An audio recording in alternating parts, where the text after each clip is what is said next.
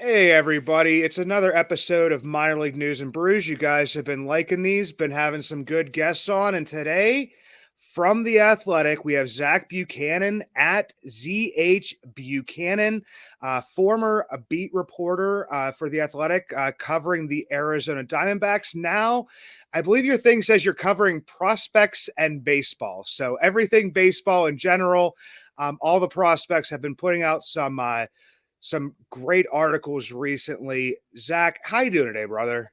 I'm good. How are you?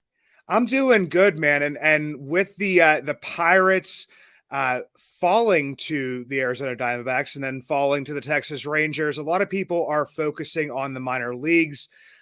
Some specific players. One that you had a scout talk to you about pretty recently in Henry Davis, our 1-1 draft pick from a couple years ago. And there was some interesting stuff in there. And this was even before he started playing right field a little bit more. Yeah. I think so. I wrote a story about Henry in the fall league last year. Um, and I know his first full season was, didn't really live up to expectations. He was hurt a lot, and his prospect kind of cachet kind of suffered because of it. I think that was a little unfair that he got dinged because he really wasn't healthy the whole season. He didn't have much of a chance to really find a groove. And now we're kind of seeing, when he's healthy at the what he can do at the plate. I mean, he's gone nuclear for Double A Altoona. There's probably an argument that he needs to be in Indianapolis, if not the majors. And so the bat is going to play. He's a super smart, super prepared guy, very, very type A. The big question has always been and probably will continue to be, can he catch?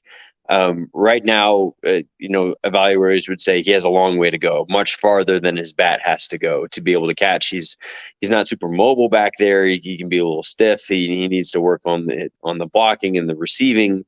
I think he's a pretty good student of the game when it comes to game calling, and he has a hell of an arm. So kind of the X factor, if you're spinning it forward a couple of years, is are we going to have automatic balls and strikes in the majors? Are we going to have the challenge system? How much of that kind of receiving skill set is going to be valued in a couple of years? But right now it's not surprising that they're trying to explore different positions for him because the bat is so good and it could probably help the team soon, if not now, that they need to find a place to play him where he's not a liability. And that's not to say he can't become a really good catcher. It just takes a lot of hard work. And I was just in Michigan last week talking to the guy who was his backup at Louisville, who is now a top prospect, Dalton Rushing, with the Dodgers. And he was telling me about the catching development there at Louisville. It was kind of such that you kind of teach yourself how to do all that stuff. There's not a lot of one-on-one instruction, and it took Rushing getting into a very good player development system with the Dodgers to kind of pick up some of the finer points of catching. So I would imagine Henry's in kind of a same position where he's had to kind of learn how to do some things on his own back there and could have benefited from some more hands-on instruction. Yeah, and with Henry Davis, I mean, right field has been talked about as an option. They did play him. You wrote about him in the Arizona Fall League. They did play him in some right field out there. He seemed to be, like you say, that type A personality as a guy. He's just like, okay, I'm a catcher. I want to catch, but has maybe loosened up to that idea of playing some right field because that might be the quicker path to the majors, like at the moment. And that's what every guy's goal is. He said that from the beginning. He has that. He's like, I don't want to be in Altoona. Not that I don't like Altoona. He's just like, I want to be in Pittsburgh.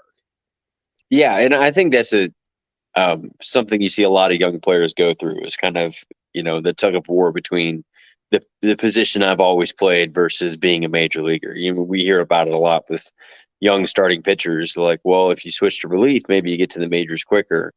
And they have to kind of swallow their pride and give up the idea that they are a starting pitcher.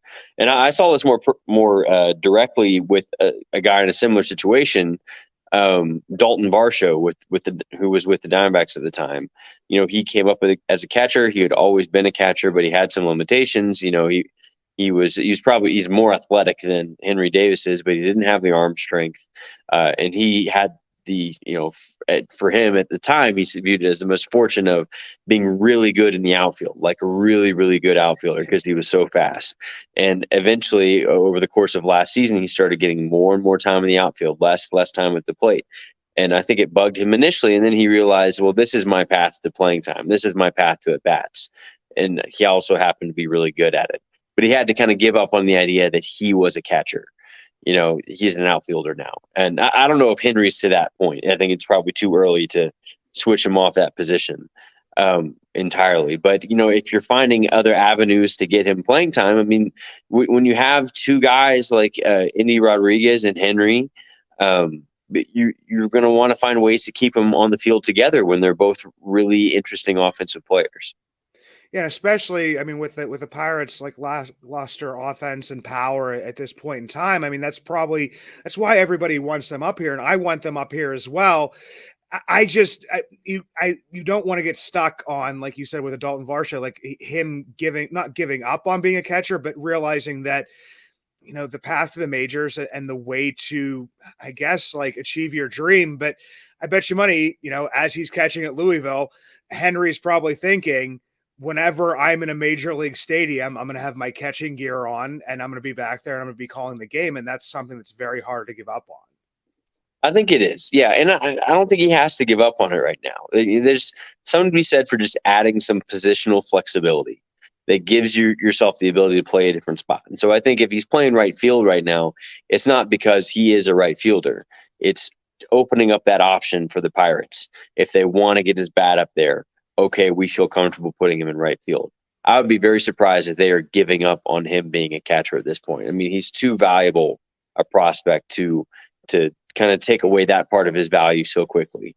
Because he really hasn't had the benefit of the reps yet. That was the big thing last year. He had the wrist injury.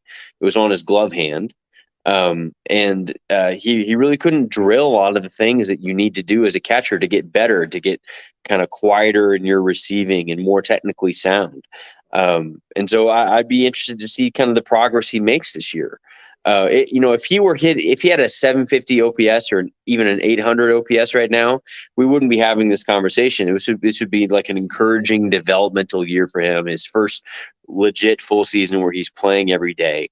But it's because he's hitting so well that you kind of, if you're the Pirates, you get that temptation to, let's put that bat in our lineup, especially with how well things are going. The flip side of it is if the Pirates didn't start off as hot as they were, and if they were sitting 10 games under 500 right now, we wouldn't be having this conversation of do we need to rush Henry Davis up to the big leagues?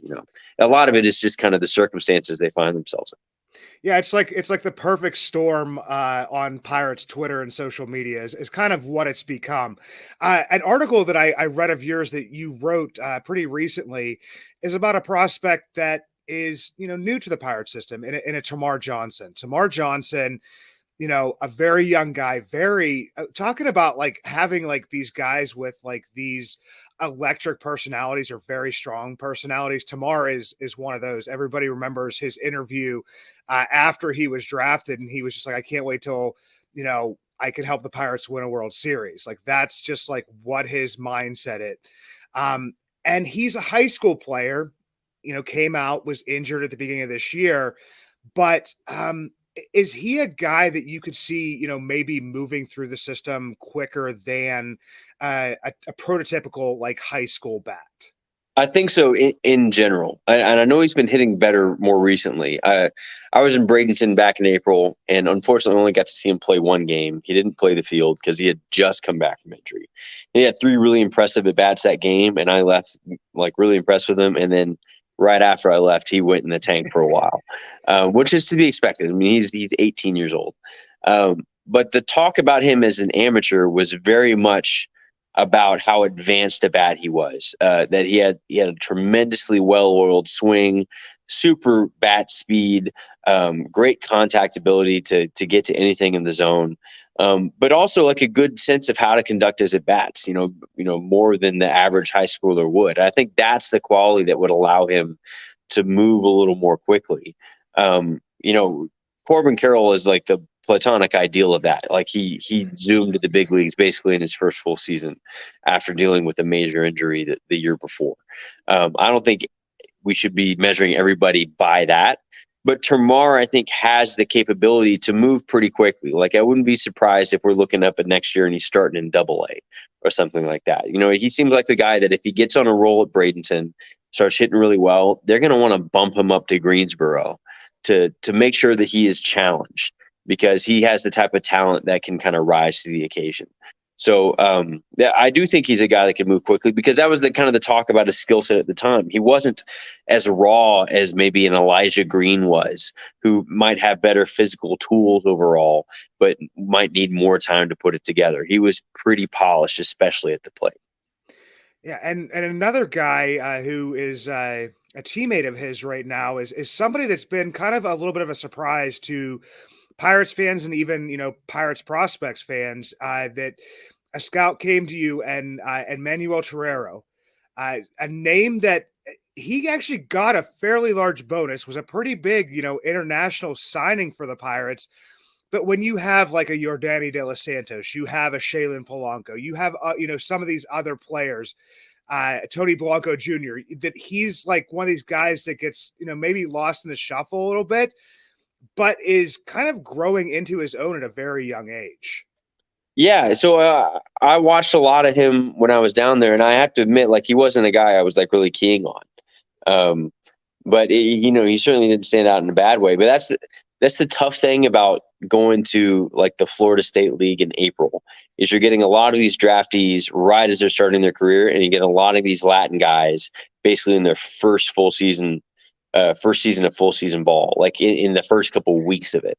And it's hard to really know, okay, who that I'm saying is legit, and who am I going to look up in 3 months and this guy didn't turn out to be anything. But it's funny, those guys, like $600,000 is a sizable bonus, but certainly, he's not a guy that's pulling down like 1.5 million or something. But so many of these guys are essentially lottery tickets. Like, you look at Elly De La Cruz with the Reds, who signed for, I think, $60,000 out of the DR, and then sprouted because he went from 16 to being 19, and he grew like 5 inches and got super strong. And so you just never know. It takes a couple of years for these guys to show up. And it looks like Terrero might be like a legit center fielder. And, it doesn't sound like he's going to maybe have much power. He can maybe still grow into some power, but he's working a really good on base right now. He makes good swing decisions.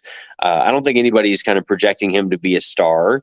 But if you're getting like a useful major league player out of him, and you can kind of see that at this point when he's so young, I think that's a win. Yeah, and like I said, he was somebody who I had kind of looked at the FCL numbers last year, and I'm like, he's got a pretty good walk rate, not striking out a lot, controls the zone pretty well, and I'm like, but then I almost kind of forgot about him, because like I said, you get blasted with all these other big name guys, and it's not a guy that you said that you hadn't keyed on, I didn't key on, and he kind of comes from out of nowhere, and I'm just wondering, like, for the Pirates, is there anybody else that you maybe have heard about, or that you've, been watching and you're looking to see like how this first part of the year goes that, maybe Pirates prospect fans, Pirates fans haven't heard that much about? There are a couple guys that are heard about at that level. Javier Rivas has not been going well, but he was like super fun to watch in the field when I was out there. I mean, he's 6'6". He looks like, despite his size, he could stick at shortstop. He just has really good actions. He's really smooth. He's got a great arm. It wasn't really going well for the plate. Now I think it's going to be the big question for him.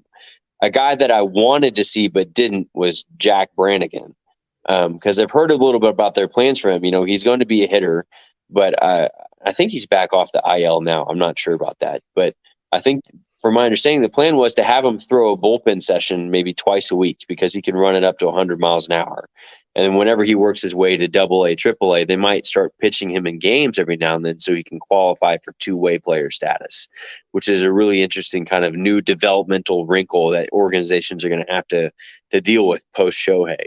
And so those are the two guys at that level, although I wrote a little bit in my notes package from that trip about Thomas Harrington, who is pretty impressive and seems like he's got a good head on his shoulders and a good kind of arsenal of pitches.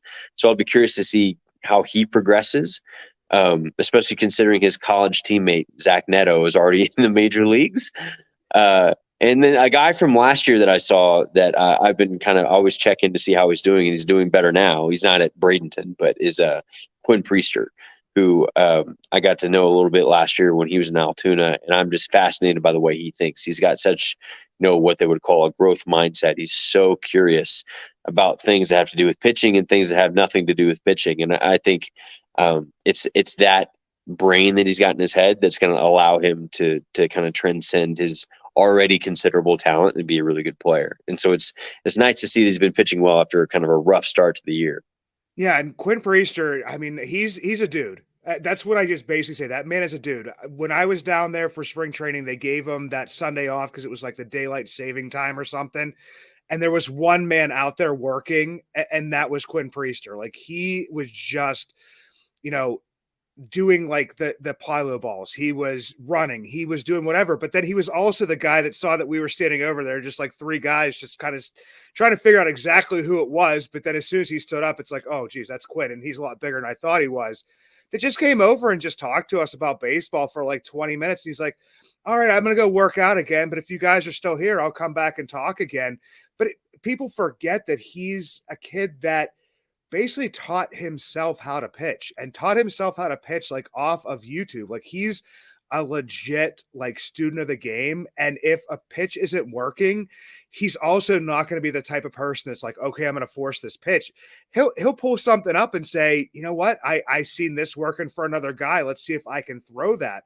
He's a guy that I think when I was talking last time and I talked about him, compared him kind of in a way to a Mitch Keller, that he could expand his arsenal if he wanted to probably 6 or 7 pitches. I don't know if he would be able to throw them all. He's young and he could still develop that, but he's a kid that he just is fascinated by how the ball spins, different types of stuff. And he could just like learn a pitch like on the fly. Yes. Yeah. And I think that it's super important in today's game to not be set in your ways in anything, because the game changes so fast and players adjust, hitters will adjust to pitchers so quickly. We saw that, once we got the uppercut swings, everybody's going top of the zone, and now hitters are adapting to the top of the zone. So you're seeing sweepers and kind of side to side movement come back. And that's all just in like the last 3 or 4 years that's all happened. And so I think that sets Quinn up really well that he's always curious. He will always be looking for the next way to get better, a way to improve this pitch or that pitch. And so I'm excited for whenever he debuts in the major leagues. I'll be interested to see how it goes. Yeah, you and me both. And we could move to a little bit of major league talk here because, as I said at the beginning, and as I read about, you were, the beat writer for the Arizona Diamondbacks, a team that I believe started their rebuild right when you kind of started writing there, because that would have been right around like 2018, correct? Yeah. So 2018, they were actually in first place until the first day of September, and then just absolutely cratered and fell out of the playoff race. And then they traded Paul Goldschmidt. That was kind of their only big kind of rebuild move after that season. It had a surprisingly competitive 2019, 85 wins. And so it's funny. I'd actually, if you're going to ask like the difference between how theirs went and the Pirates went, I'd actually argue that the Diamondbacks didn't rebuild. Retool, maybe. They didn't even do that really. They kind of sucked really bad by accident and had to deal with the reality of it. But I think the reason they're good today is because they did a good job of doing that concurrently while drafting really, really well. Corbin Carroll was the 16th overall pick in the draft. It's not like he was the number 1 pick and they just had a abhorrent record. He was the pick they got after the 2018 season. He was in the 2019 draft. And so I think that, if you look after 2019 when they won 85 games, that's when they went out and they traded for Starling Marte. They signed Madison Bumgarner. They made a whole bunch of win now moves that didn't work out at all. And you're seeing them be good now because they were able to kind of do both things at once. They were able to bolster their farm system, but once those prospects were ready, they still had these pieces on the roster that they had previously that kind of helped them become, keep their head above water and be ready to win now. So Christian Walker was already here. Josh Rojas was part of the Greinke trade in 2019. They got Zach Gallen back in 2019 as well. So many of these kind of complementary pieces around these young players were here, kind of setting them up to win once Corbin Carroll was ready, once Gabriel Moreno was ready, and they can make all these moves. The difference I see with the Pirates is the Pirates were trying to lose for a while, right? They were hard to watch for a while. They just wasn't any really notable major league talent on the roster. They would pretty much sit out the winter every year, right? And this was the first winter where they went out and actually spent a little money. They went and signed some players, and some players who, it's not just, we're signing this guy because he's a good veteran influence. It's, okay, we want to kind of take a step forward here. And, so you've seen that happen. It's helped propel them, but it's having to come together all at once. The prospects are having to figure it out in the majors all at once. O'Neill is hurt. Some of these other guys aren't ready to make the jump yet. And so maybe we're thinking like next year is the year that the Pirates really make a move. They've shown encouraging signs this year. But I think we're always asking ourselves, can they keep this up? Probably not. But maybe when Quinn Priester's there, when Henry Davis is there, when Indy Rodriguez is there, some of these other guys they have at the upper levels of their system, and you add it to some of the veteran pieces on the roster that they've added in over the last season, then maybe you're seeing something close to what the Diamondbacks are doing right now.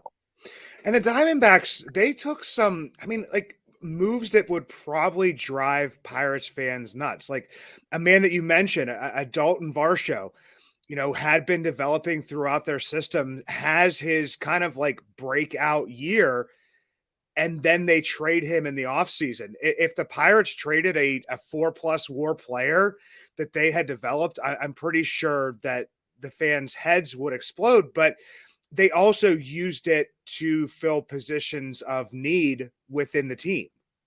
Yeah, so that was like left-handed hitting outfielders were their greatest area of depth. Because one, they weren't going to trade Corbin Carroll; he's untouchable. But then you had Jake McCarthy, Dalton Varsho, Alec Thomas, and a couple of guys in AAA who hadn't appeared in the majors yet. And they kind of reasoned that, look, we're going to get the most bang for our buck trading Dalton. He's coming off the best season. He was maybe a candidate for regression a little bit. Alec Thomas had more prospect shine when he was a prospect, but he's really struggled. Jake McCarthy might be a really good player, but he didn't quite have the prospect notoriety that Dalton had. And so they said, look, we can get more trading Dalton while still being relatively deep at that position and address a couple other weaknesses we have. And they got Lourdes Gurriel Jr., a right-handed hitting outfielder they really need, and look how good he's been. And they were really barren catching-wise in the system, and they get Gabriel Moreno, who was technically not a prospect anymore because he passed his rookie eligibility. But he had been like a top 5 prospect in the game, and he's hitting 300 or something right now as the everyday catcher. I think it was just a really smart kind of accounting of where their strengths were, where their weaknesses were, and using one to address the other. Yeah, and another trade that I always kind of go back to was an under the radar at the trade deadline type of move in Jazz Chisholm for Zach Gallen. I mean, the guy who's on the cover of MLB The Show was in the system, but then they go out and they get who is developing and becoming, an ace within their system and potentially, within Major League Baseball. Yeah, that was an interesting deal at the time because that was the deadline where they tried to kind of have it both ways. So within 30 minutes of each other, they had traded Greinke to the Astros, shedding some of his money, getting 4 minor leaguers back, almost all of whom have not worked out. Josh Rojas is the only one, and he was the throw-in of the deal. But at the same time, they flipped Jazz for Zach Gallen, and I think that was more about that they'd just become so enamored with Gallen, and they felt like this is our chance to get this guy. The Marlins may not realize what they have, and they had to dangle something pretty good. I mean, Jazz Chisholm is a very good player, and he's certainly like a draw for the Marlins, who have had trouble bringing fans into the ballpark. He's a big personality. He hits the ball super hard. He's playing a really good center field all of a sudden. And so the Diamondbacks knew they were giving up. They had to give up something of value to get something really wanted. And they knew they had Geraldo Perdomo coming up right behind Jazz. They had Nick Ahmed under contract for a couple more years. So they felt like, okay, we're kind of covered at shortstop, but we need this type of pitcher, especially if we're going to be getting rid of Greinke. And it's worked out really well for both sides, arguably. Yeah, arguably for both sides, but it's just a very interesting thing. And I always have to throw in there that one of my most hated teams, the St. Louis Cardinals, had Alcantara and Gallen in their system and traded them away, and now they can't pitch, which just makes me laugh. Yeah, it kind of pokes a hole in the whole Cardinals devil magic stuff, doesn't it? Yeah, but then they get Matthew Liberatore, so we'll see how he turns out. He looks pretty good. But you know what, Zach? It's been great talking to you, man, and definitely hope we get to do this again. For anybody that doesn't, please go follow Zach Buchanan. It's at ZH Buchanan, writing about prospects in baseball for The Athletic. Zach, this was awesome, brother. Can't wait to do it again. Yeah, thanks for having me.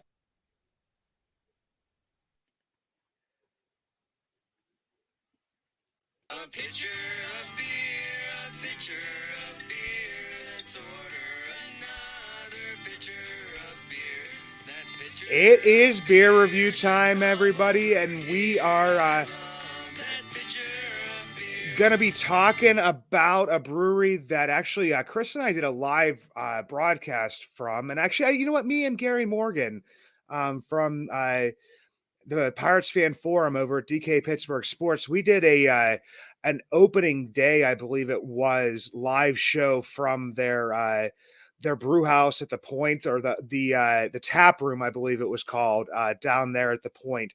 And this is Sly Fox Brewing. Sly Fox Brewing has a nice mix of beers. And I'm not saying that not every brewery does this, but they have, a nice mix of IPAs, a nice mix of, the golden lagers. They have, this Helles that I'm going to be, going with. They just have, like, if you like any type of beer, they have something for you. They opened a new location within the past year or so over there at the High Line. And I feel like that a lot of people kind of don't know exactly where the High Line is. If you don't, go find it, go find some Sly Fox, sit outside, play some games, enjoy the view from over there.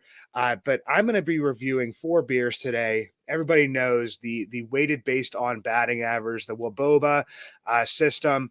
The one I've been sipping on while I was talking to Zach there, our guest from The Athletic, is the Haze Fix IPA. I love my hazies.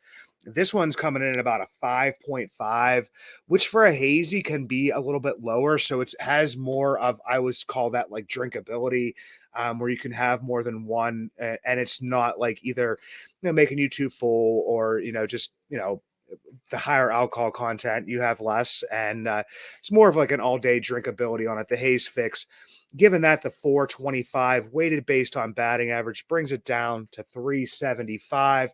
The other one, the one that I had before, and I didn't even look to see how to pronounce it before, so I believe I was mispronouncing it the entire time. And it's the Volpuin. And this is a tropical Indian pale ale. This one's about a 6%, but once again, falls within the drinkability, falls within one that I really, really enjoy. This is the one I usually have when I go there.